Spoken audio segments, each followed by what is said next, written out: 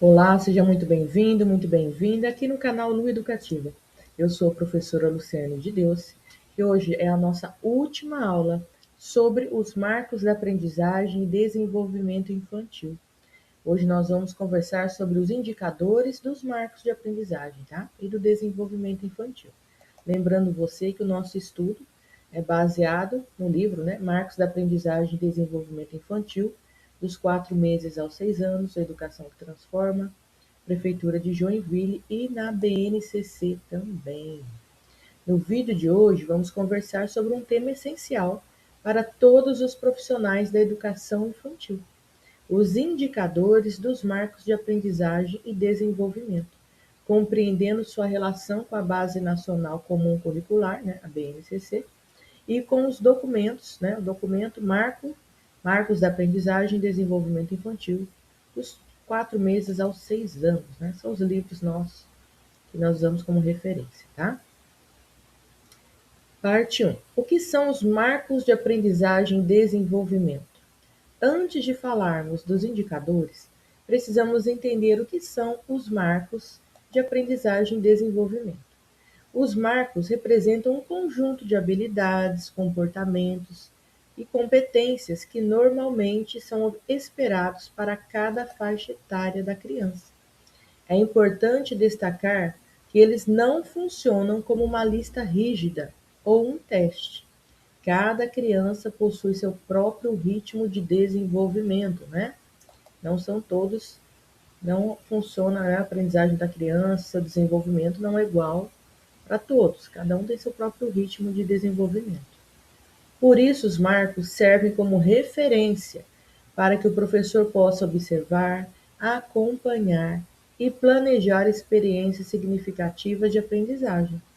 Eles auxiliam na identificação tanto dos avanços quanto das necessidades de apoio de cada criança. Não é verdade? Como nós vimos nas aulas anteriores, os marcos de aprendizagem e desenvolvimento, tanto eles mostram se o aluno, né, se a criança está se desenvolvendo dentro daquilo que é esperado para a idade dela, ou se ela está tendo um retrocesso, se ela não consegue avançar, tá bom? Então é importante ficarmos de olho nisso, né? Como a BNCC compreende o desenvolvimento infantil? A BNCC apresenta uma visão integral da criança. Ela considera que que aprender envolve aspectos físicos, emocionais, sociais, cognitivos e culturais. Na educação infantil, o desenvolvimento acontece principalmente por meio das interações, das brincadeiras, das experiências vividas pela criança. Por isso, a BNCC organiza o currículo em dois grandes eixos estruturantes: as interações e brincadeiras também, né? Além disso, estabelece 6 direitos de aprendizagem. Quais são? Conviver, brincar, participar, explorar, expressar e conhecer-se. Esses direitos garantem que a criança seja protagonista de seu próprio processo de aprendizagem, quando ela convive, com adultos, com crianças, quando ela brinca, quando ela participa das brincadeiras, das atividades, né? Quando ela explora o ambiente, quando ela se expressa, quando ela vai se conhecendo e assim ela vai se desenvolvendo, tanto fisicamente como cognitivamente, não é? E o que são os indicadores dos marcos de aprendizagem? Agora chegamos ao foco principal da nossa aula. Os indicadores são evidências observáveis do desenvolvimento infantil. São comportamentos, atitudes e manifestações que permitem ao professor acompanhar como a criança está se desenvolvendo. Como eu disse, é através dos indicadores, né? Os marcos de aprendizagem vão indicar para o professor se aquele determinado aluno está se desenvolvendo como deveria ou não. Esses indicadores não têm a finalidade de classificar ou rotular as crianças. Seu objetivo é bem claro: é orientar a prática pedagógica e favorecer intervenções educativas adequadas. Tá? Ele não serve para rotular se uma criança está mais esperta que a outra, se é mais ativa que a outra. Não, é só para mostrar realmente se a criança está se desenvolvendo bem ou se ela tem algum comprometimento que precisa ser observado, analisado com mais de perto. O professor também observa continuamente como a criança brinca, como se comunica, como resolve problemas, como interage com os colegas, como utiliza seu corpo, como demonstra autonomia. Toda essa observação acontece durante a rotina da educação infantil. Desde o momento que a criança pisa os pés dentro da creche, da pré-escola, não importa, já começa a observação do professor. Ele consegue ver através da brincadeira como é que ele brinca. Ele interage com os amiguinhos, ele brinca sozinho, ele compartilha ou não os brinquedos, ele sabe brincar adequadamente com os brinquedos, não é? Como que ele se comunica? Ele conversa com os amiguinhos, ele não conversa, parece que ele não escuta direito, ou ele escuta, ou fala muito alto, não é? Como que ele resolve os problemas dele? Ele chama a professora para contar o que está acontecendo, ou ele já fica com raiva e é muito agressivo, já vai batendo, não é? Como ele interage com os amiguinhos, se ele brinca sozinho, se ele gosta de brincar em grupo, se ele interage bem com seus colegas, como demonstra autonomia. Ele tem autonomia para comer sozinho, né, fazer a sua higiene pessoal, ou não, é dependente demais do professor. Tudo isso o professor vai observando dentro da escola, tá? Ele precisa anotar, ficar atento a tudo, porque qualquer coisinha que não esteja dentro do que é esperado para essa criança, no seu desenvolvimento, né, para aquela idade que ela tem, ele precisa fazer uma intervenção pedagógica e até mesmo um acompanhamento, né, com o especialista, tá? As 4 áreas de desenvolvimento. O documento de Joinville organiza os indicadores em 4 grandes áreas. 1. Desenvolvimento social e emocional. Nessa dimensão, observamos a formação de vínculos, expressão das emoções, autonomia, identidade, convivência e autorregulação. Exemplos de indicadores: a criança demonstra interesse pelas outras crianças, participa das brincadeiras coletivas, expressa sentimentos, resolve pequenos conflitos com a ajuda do adulto, demonstra iniciativa em algumas atividades. Aqui observamos como a criança compreende mensagens, amplia o vocabulário, comunica ideias, utiliza diferentes linguagens. Tá? O professor precisa ficar atento a tudo isso. Ó, vou até voltar aqui isso aqui eu achei bastante importante. Ó. Formação de vínculos, não é? Ela consegue fazer amizades, ela consegue manter o contato, o relacionamento com os amiguinhos, com a professora. Ela expressa suas emoções. De que maneira ela expressa suas emoções? Não é? Tem criança que às vezes não expressa as emoções. Entra com um rosto assim, ó, não é? E sai com aquela mesma carinha, não muda a fisionomia. Mesmo para tristeza, para alegria, parece que não tem, como se não tivesse sentimentos. Lógico que ela tem, mas ela não demonstra. Identidade, não é? Convivência, autorregulação. Quando ela fica brava, ela consegue se acalmar sozinha, ela demora muito tempo para se acalmar. Ou quando ela está com muita raiva, muito brava, o que ela faz? Ela arremessa objetos, ela morde, ela bate a cabeça na parede. Tudo isso a gente tem que perceber. E o que é excesso, ser trabalhado, não é? Porque muita coisa que não está dentro daquele que é esperado, nós precisamos tratar, né, gente? Olha lá, indicadores importantes. A criança compreende comandos simples, o professor fala, ela consegue entender o que o professor está falando, ela acata ordens, relata acontecimentos, ela conta o que está acontecendo, conta uma historinha que aconteceu, um passeio que ela fez, ela consegue contar, né? Verbalizar um acontecimento, com começo, meio e fim, com coerência, com um vocabulário adequado, não é? O professor consegue entender aquilo que a criança fala, participa de rodas de conversa. Quando tem rodinha de conversa, ela conta alguma coisa, uma história, ou não, ela fica mais retraída, ou até mesmo ela não fala nada, não quer nem participar da roda às vezes. Utiliza diferentes formas de comunicação. Como é que essa criança se comunica? Ela verbaliza, né, oralmente, com gestos, não é? Como ocorre a comunicação dessa criança?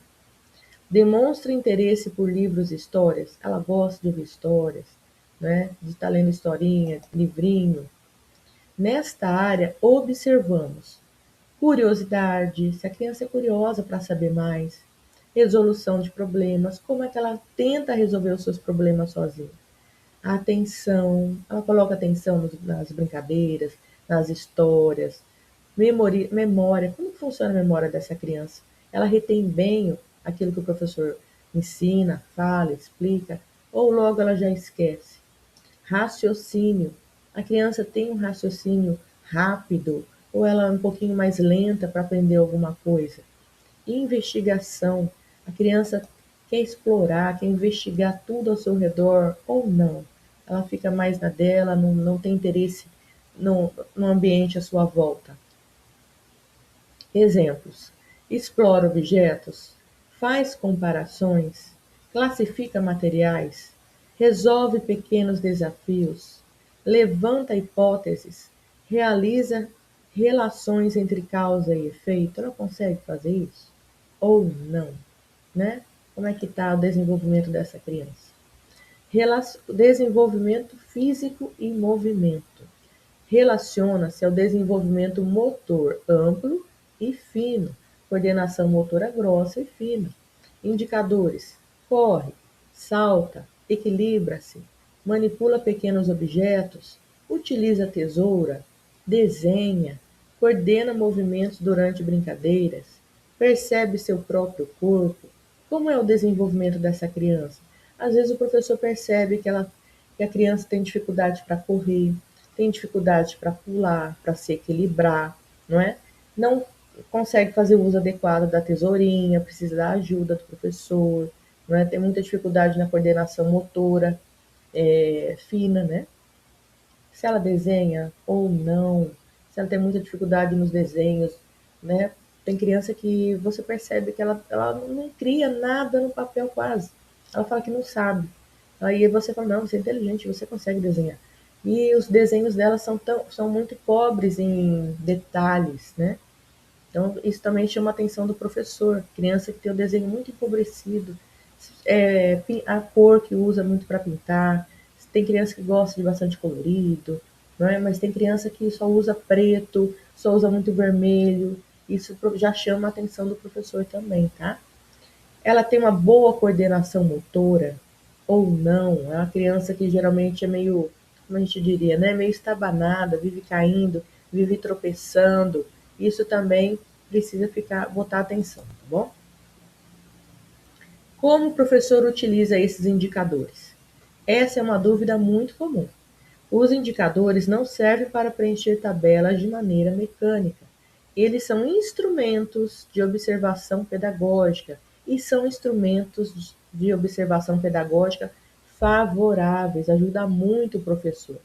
O professor observa diariamente, olha lá, nas brincadeiras, nas refeições, na chegada, nas rodas de conversa, nas propostas pedagógicas, nos movimentos livres, nas interações entre as crianças. Lembra que eu disse que a criança colocou o pé dentro da escola, da creche, já está sendo observado pelo professor, né? Nas brincadeiras que ela faz, durante a sua refeição, quando ela chega, quando ela sai, quando ela conversa, quando ela vai ao banheiro, se ela consegue já fazer a sua higiene pessoal sozinha, tudo isso o professor consegue observar.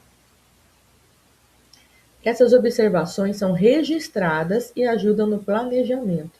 O professor observa e registra tudo aquilo que ele conseguiu observar. Assim, o planejamento deixa de ser baseado apenas na idade e passa a considerar as necessidades reais do grupo. O professor vai vendo o que é que precisa, o que eu posso fazer enquanto professor, enquanto profissional, para o meu aluno avançar, não é? Se ele está tendo dificuldade no equilíbrio, eu vou trabalhar mais atividades de equilíbrio. Se ele está tendo dificuldades com o manejo da tesoura, eu vou trabalhar mais. É o recorte com as mãozinhas, fazer bolinha com o crepom, né? Trabalhar mais a coordenação motora fina, para depois passar talvez para tesoura, não é verdade? Então, trabalhar tudo isso para tudo que eu posso fazer para o meu aluno se desenvolver e melhorar suas habilidades. A observação precisa ser acompanhada de registros. Podemos utilizar para fazer os registros portfólios, fotografias, vídeos, relatórios descritivos, anotações e produções das crianças. Então, nós vemos que o professor ele pode fazer uso de várias maneiras, né, para registrar o que ele observou nos seus alunos. Esses registros permitem acompanhar o desenvolvimento ao longo do tempo. Também fortalecem o diálogo com as famílias, tá? Ele pode ir anotando e ver como é que a criança era no começo do ano, como é que ela chegou até o final do ano, se aquelas habilidades foram realmente colocadas em práticas ou não, né? Tudo isso ele pode fazer esse acompanhamento. O que fazer quando o marco ainda não foi alcançado? Essa é uma questão muito importante. Nem sempre uma criança apresentará todos os indicadores previstos para determinada faixa etária. E isso não significa automaticamente que exista algum problema.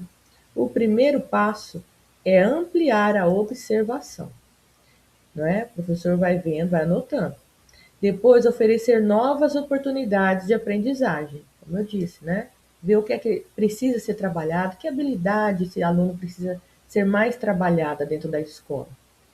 Se as dificuldades persistirem, mesmo com a ajuda do professor, da intervenção, a escola pode dialogar com a família e, quando necessário, orientar a busca por avaliação especializada, sempre respeitando a individualidade da criança e evitando diagnósticos precipitados.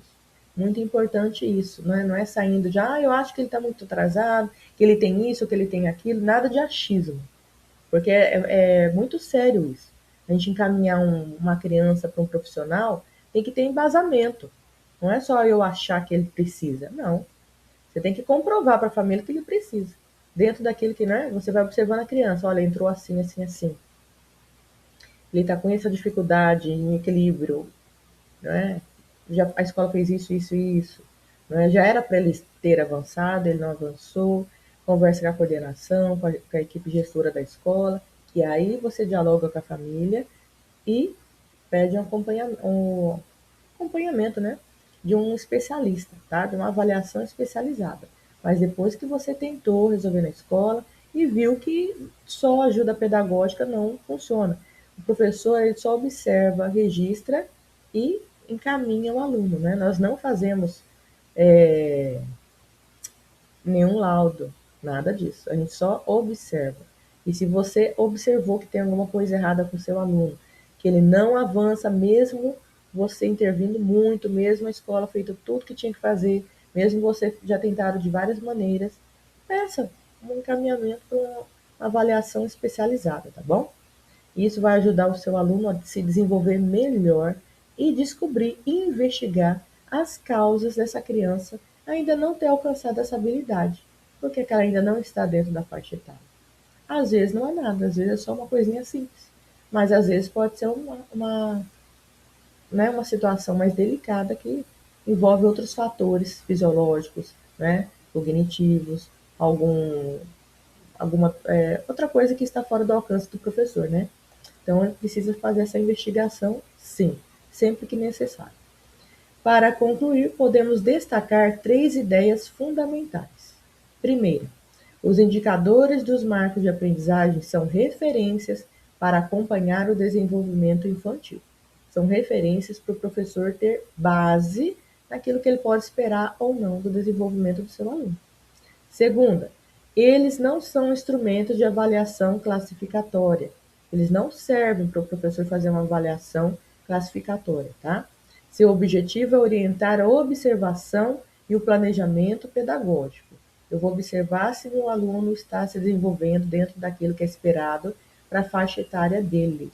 Se não estiver, eu vou colocar, né, vou intervir de maneira pedagógica para que ele avance, para que ele adquira essas habilidades.